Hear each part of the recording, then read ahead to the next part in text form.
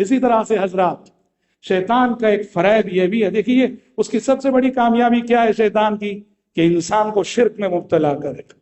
انسان شرک میں مبتلا ہو گیا، شیطان کی سب سے بڑی کامیابی۔ اب یہ شرک میں مبتلا کرنے کے لیے ایسے شبہات ڈالتا ہے، ایسا کنفیوز کرتا ہے انسانوں کو اس زمین پہ شیطان، کہ انسان بالکل اس کی جال میں بآسانی پھنستے چلے جاتے ہیں۔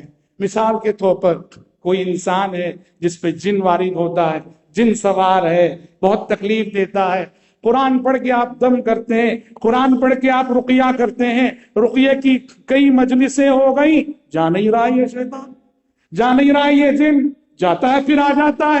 لیکن جیسے ہی آپ اس پیشنٹ کو لے کر کسی بابا کا رخ کرتے ہیں، کسی درگاہ کا رخ کرتے ہیں، کسی مزار کا رخ کرتے ہیں، فوراً بھاگ جاتا ہے، چھوڑ دیتا ہے۔ اور ہم سمجھتے ہیں کہ کرامت ہو گئی، کرامت ہو گئی کہ جیسے ہی درگاہ کے راستے پہ ہم نکلے، جن چھوڑ کے چلا گیا جو قرآن کی تلاوت سے گیا نہیں۔ جن تو یہی چاہتا ہے کہ ہمارا ایمان اس درگاہ پہ آ جائے، ہمارا عقیدہ اس مزار پہ آ جائے۔ جب ہماری متاع ایمان لڑ جاتی ہے، وہ اپنے مقصد میں کامیاب ہو گیا اور اب ہمیں چھوڑ کے وہ چلا جاتا، اور ہم اس کے اس فریب میں آسانی سے آ جاتے ہیں۔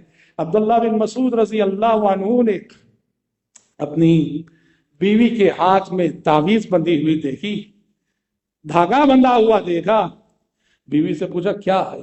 بیوی نے کہا میری آنکھ میں تکلیف ہو رہی تھی، وہ جو یہودی عامل ہے اس یہودی عامل کے پاس گئی میں، اس نے یہ تعویذ باندھی ہے، اور جب سے اس نے یہ تعویذ باندھی ہے میری آنکھ صحیح ہو گئی۔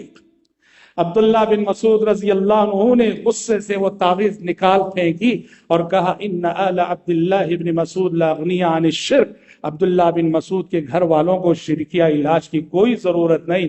پھر عبداللہ بن مسعود رضی اللہ عنہ نے بیوی کو سمجھایا، جانتی ہو کہ جو تکلیف ہو رہی تھی تعویذ پہننے کے ساتھ ہی تکلیف ختم ہو گئی، اصل ماجرا کیا ہے؟